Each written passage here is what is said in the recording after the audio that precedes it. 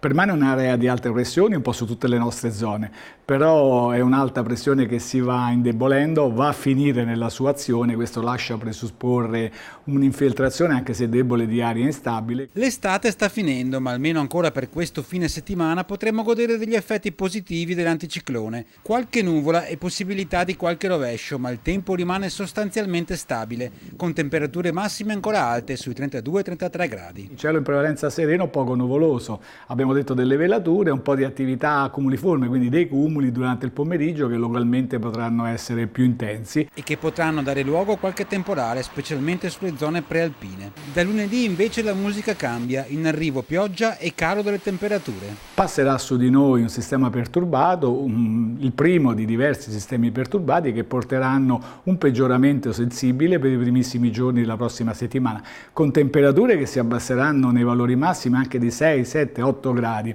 e con precipitazioni anche diffuse.